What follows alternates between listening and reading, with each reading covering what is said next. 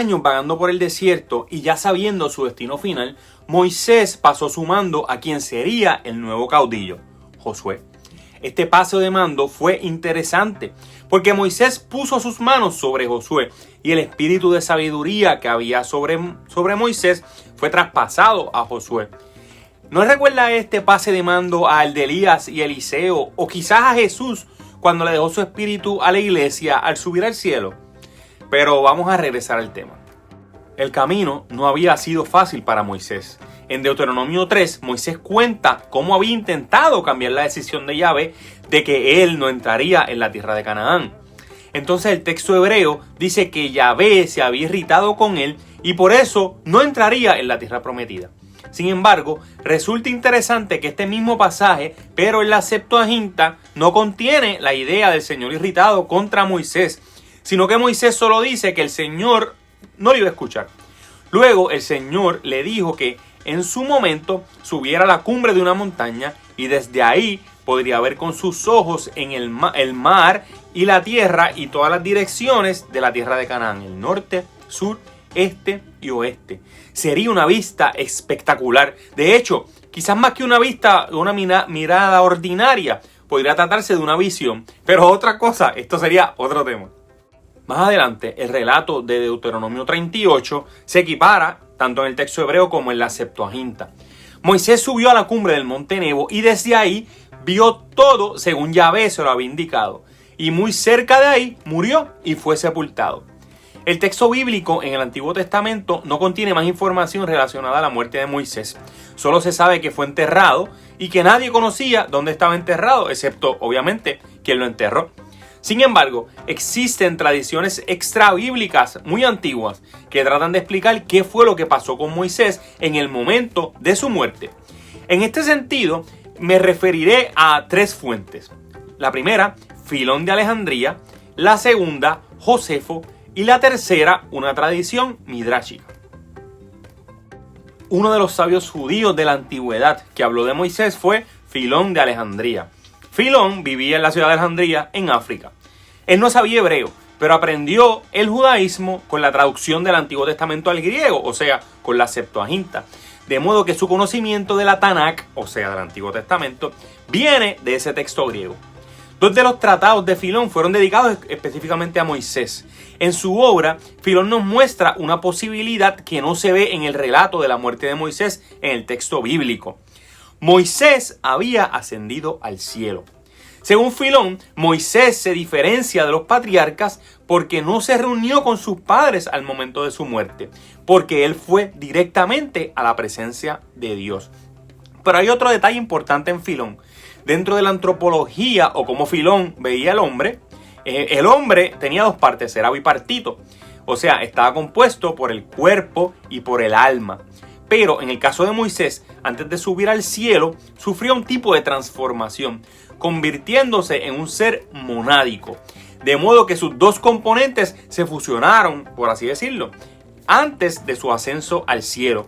Esto fue lo que permitió que Moisés ascendiera, que se había fusionado y ahora era un ser monádico.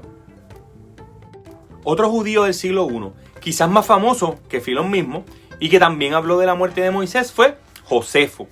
Parte de la obra de Josefo fue Antigüedades de los Judíos, en donde narra la historia de la humanidad desde su óptica, desde su cosmovisión judía.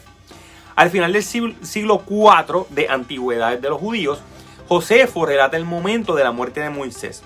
Josefo dice que Moisés estaba frente a un monte llamado Abrim, frente de Jericó.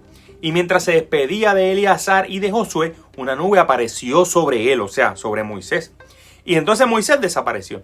Sin embargo, Josefo no dice que fue al cielo, sino que fue a otro lugar. En este caso, a un valle. Luego Josefo, tratando de reconciliar la idea de que la totalidad del Pentateuco, o sea, los primeros 5 libros de nuestro Antiguo Testamento y de nuestra Biblia, habían sido escritos por Moisés, aun cuando sabemos que al final del libro de Deuteronomio narra cómo fue Moisés murió y fue enterrado.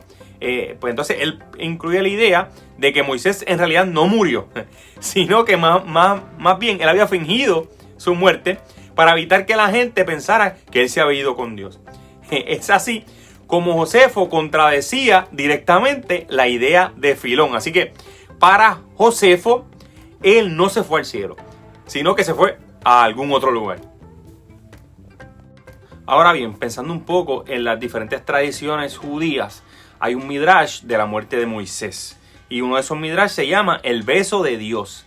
En esta obra medieval, no es una obra antigua, era medieval, al enterarse Moisés de su sentencia de muerte, acusa a Dios de ser injusto con él y no dejarle entrar a la tierra prometida.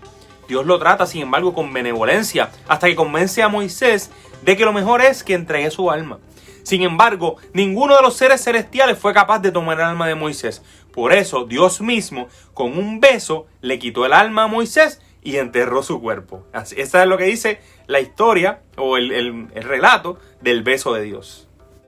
Pero si regresamos al texto bíblico, encontraremos que hay un corto pasaje del Nuevo Testamento que nos habla de un evento que sucedió luego de la muerte de Moisés. La disputa entre el arcángel Miguel y el diablo por el cuerpo de Moisés.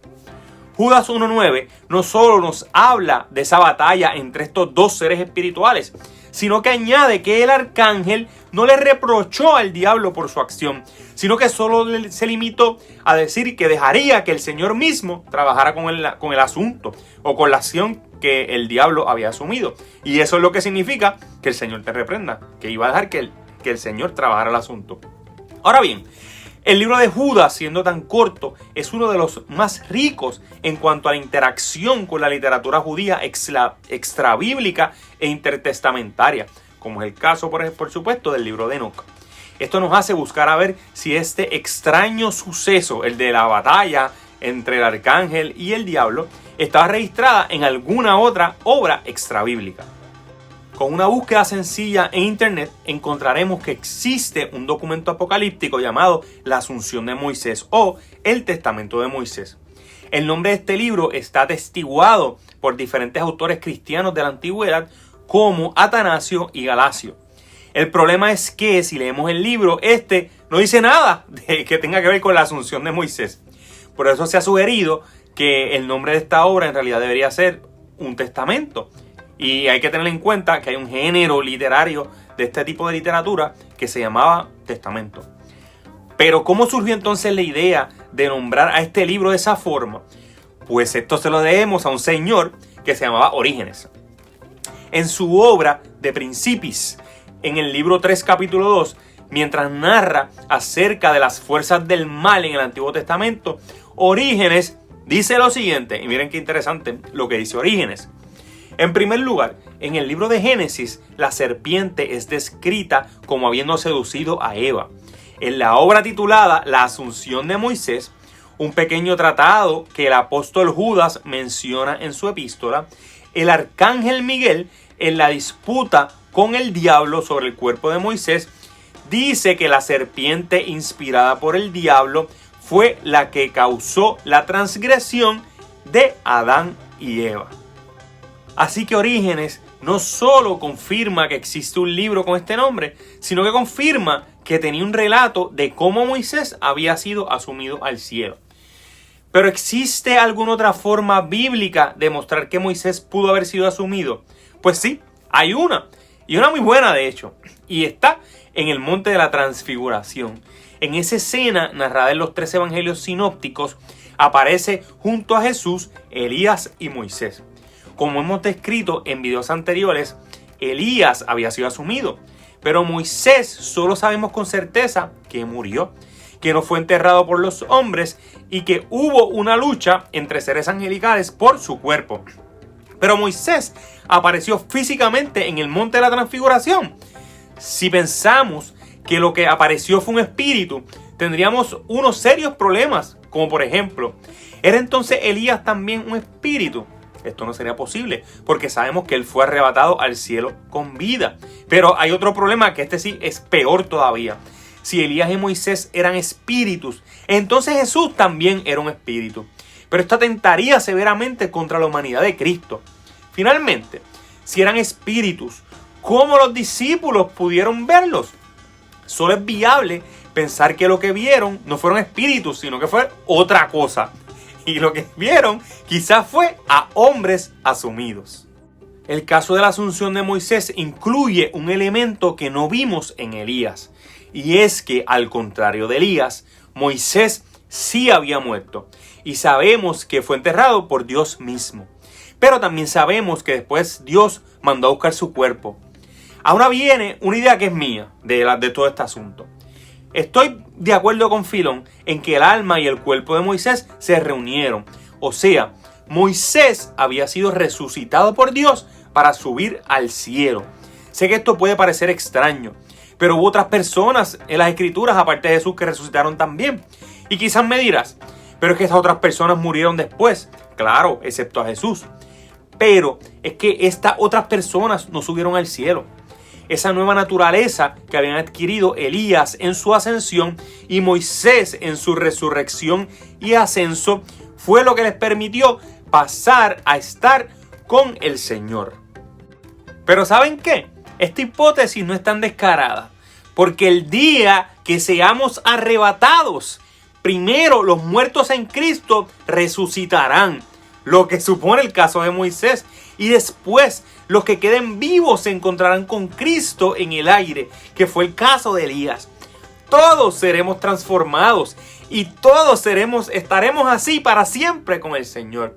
Nuestra esperanza es que un día seremos como Elías o como Moisés y estaremos eternamente con Cristo.